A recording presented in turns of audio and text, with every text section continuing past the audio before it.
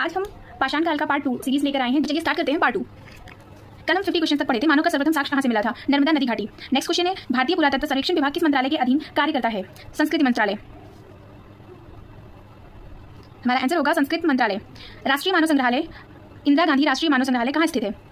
यह भोपाल में स्थित है, जो कि मध्य प्रदेश की राजधानी है। मध्य पाषाण काल से पशुपालन के सबसे प्राचीनतम साक्ष्य कहाँ से मिले हैं? ये बागौर से मिले हैं। गर्दावास के साक्ष्य कहाँ से मिले हैं? गर्दावास के साक्ष्य बुर्जहूम से मिले हैं। मानव के साथ साथ कुत्तों को भी दफनाने का साक्ष्य कहाँ से मिला है? ये भी बुर्जहूम से मिला है।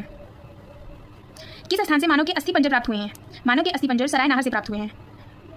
मानव जाति का पालना किसे कहा जाता है? अफ्रीका को मानव जाति का पालना कहा जाता है। मानव ने सबसे लंबा समय किस काल में व्यतीत किया है? मानव ने सबसे लंबा समय पाषाण काल में व्यतीत किया है। भारतीय पुरातत्व विभाग का जनक किसे कहा जाता है?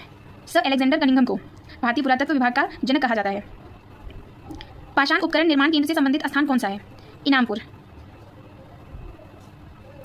मानव द्वारा बनाए गए मृदभांड सर्वाधिक संख्या में कहाँ पाए जाते हैं या कहाँ पाए गए थे? हस्तिनापुर।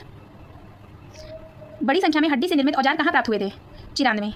चिरांद में बहुत ज़्यादा संख्या में हड्डी से निर्मित औजार प्राप्त हुए थे। पशुपालन का आरंभ कहाँ हुआ था या किस काल में शुरू हुआ था? यह मध्य पाषाण काल के अंतिम चरण में शुरू हुआ था।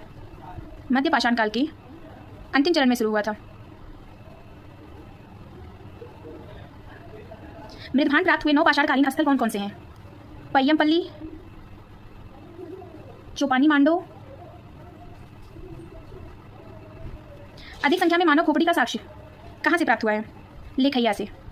लेखैया से अधिक संख्या में मानव खोपड़ी का साक्ष्य प्राप्त हुआ है। एक ही कद में 3 मानव कंकाल प्राप्त हुए हैं। यह दमदमा से प्राप्त हुआ है।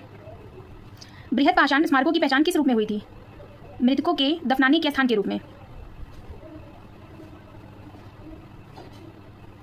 मृतकों को दफनाने के स्थान के रूप में।